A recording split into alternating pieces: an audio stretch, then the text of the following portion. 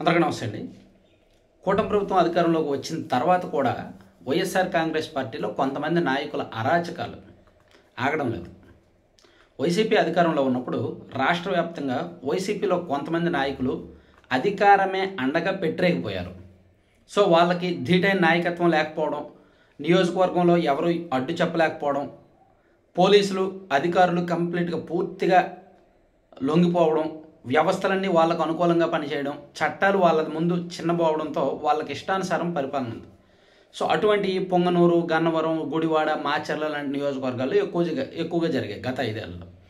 Even కూటమి ప్రభుత్వం వచ్చిన తర్వాత కూడా అక్కడక్కడ స్టిల్ ఇప్పటికీ వ్యవస్థలు వైసీపీ వాళ్ళ చేతుల్లోనే ఉన్నాయి. అక్కడక్కడ చట్ట వ్యతిరేక పనులకు పాల్పడుతున్నారు.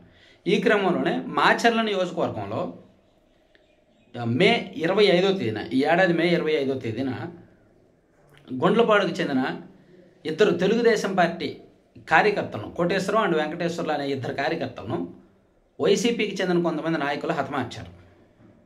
సో వాళ్ళ మధ్య ఉన్న రాజకీయ పరిచయాలన్నీ కూడా ముందు నుంచి వాళ్ళకి రాజకీయ పరిచయాలు ఉన్నాయి. ఒకరి పార్టీల నుంచి ఒకరు పార్టీ మారుతూ వస్తుంటారు, అవసరాల కోసం తీర్చుకుంటూ ఉంటారు. కానీ ఈ క్రమంలో ఈ కూటమి ప్రభుత్వం అధికారంలోకి వచ్చిన తర్వాత వాళ్ళ మధ్య విభేదాలు పెరిగిపోయి రాజకీయంగా భేదాభిప్రాయాలు వచ్చి అది కక్షలుగా మారి ఒకరినొకరు సవాలు చేసుకునే వరకు వెళ్ళి చివరికి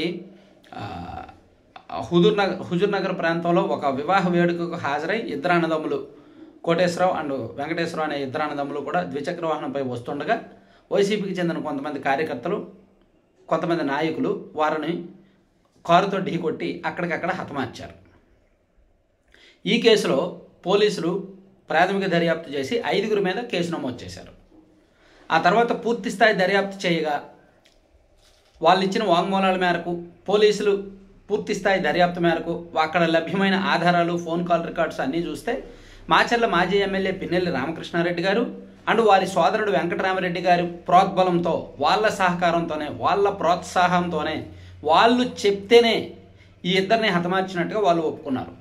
సో దాంతో ఈ కేసులో A6గా పిన్నెల్లి రామకృష్ణారెడ్డి గారిని, A7గా పిన్నెల్లి వెంకటరామరెడ్డి గారిని పోలీసులు చేర్చారు. చేర్చిన తర్వాత వాళ్ళు పోలీసులు అరెస్ట్ చేయకుండా ముందస్తు బెయిల్కి వెళ్ళారు. హైకోర్టు కొట్టేసింది. ఆ తర్వాత తాజాగా ఈరోజు సుప్రీంకోర్టు కూడా వాళ్ళకు ముందస్తు బెయిల్ కొట్టేసింది. ముందస్తు బెయిల్ పిటిషన్ తిరస్కరించింది. పైగా వాళ్లకు 2 వారాలు గడువు ఇచ్చి మీరు పోలీసులు ఎదుట లొంగిపోండి అని చెప్పింది. అండ్ పోలీసులకు కూడా వాళ్ళను అరెస్ట్ చేయడానికి ఎటువంటి అడ్డంకి లేదు, మీరు అరెస్ట్ చేసుకోండి అని స్వేచ్ఛనిచ్చేసింది. అంటే వాళ్ళు ఇంకా న్యాయపరంగా అరెస్ట్ నుంచి తప్పించుకునే ఛాన్స్ లేదు.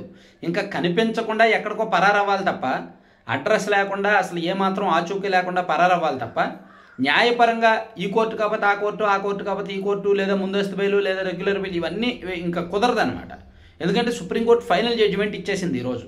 వాళ్ళకు ముందస్తు బెయిల్ పిటిషన్ కొట్టేసి అసలు ముందస్తు బెయిల్కి ఇటువంటి కేసుల్లో ముందస్తు బెయిల్ ఇవ్వలేము, కాబట్టి వాళ్ళని పోలీసులు అరెస్ట్ చేసుకోవచ్చు, పోలీసులు వారిని అరెస్ట్ చేయకుండా మేము అడ్డుకోము అని చెప్తూ వాళ్ళకు 2 వారాలు గడువు ఇచ్చింది. 2 వారాల్లోగా పోలీసులు ఎదురు లొంగిపోండి అని.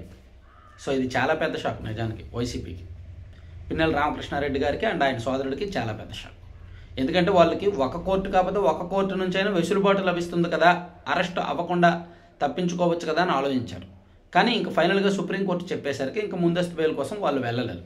ఈ కేసులో వాళ్ళు అరెస్ట్ అయిన తర్వాత బహుశా వేసుకుంటే రెగ్యులర్ బెయిల్ పిటిషన్ వేసుకోవచ్చు. సాధారణంగా ఇటువంటి కేసుల్లో అరెస్ట్ అయ్యాక రెగ్యులర్ బెయిల్ కూడా ఒక 2-3 నెలల వరకు రాదు. మినిమం 3 months వరకు రెగ్యులర్ బెయిల్ రాదు. ఎందుకంటే ఇవి చాలా సీరియస్ కేసులు, నాన్ బెయిలబుల్ సెక్షన్లో. సో A6, A7గా ఉన్నారు. అవసరమైతే ఇన్వెస్టిగేషన్ పూర్తయ్యే కొద్దీ వాళ్ళని ఇంకా ముందుకు చేర్చవచ్చు.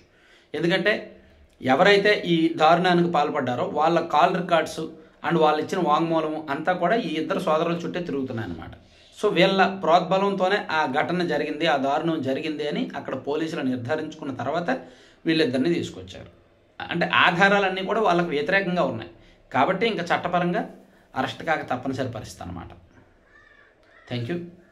కంటెంట్ చివరి వరకు చూసిన ప్రతి ఒక్కరికి ధన్యవాదాలు. కంటెంట్తో సంబంధం లేకుండా ఒక చిన్న ప్రమోషన్ చూడండి. laddupalyam.com అని మేబీ మనలో చాలామందికి తెలుసు. సో దీని ప్రత్యేకత ఏంటంటే మీకు బయట ఎక్కడ దొరకని ఫుడ్ ప్రోడక్ట్స్, మంచి organic healthy food products, healthy and tasty products వీళ్ళ దగ్గర ఉంటాయి. మిల్లెట్స్తో అంటే రాగి, సజ్జ, జొన్న, కొర్ర అండ్ సీడ్స్తో అవిసె గింజలు, పొత్తిరి గింజలు, గుమ్మడి గింజలు, మఖానా అండ్ రకరకాల డ్రై ఫ్రూట్స్ నట్స్తో వీళ్ళు లడ్డూలు చేస్తారు, దాదాపుగా 20 రకాలకు పైగా. వాటితో పాటు మిల్లెట్స్తో హాట్ స్నాక్స్ చేస్తారు.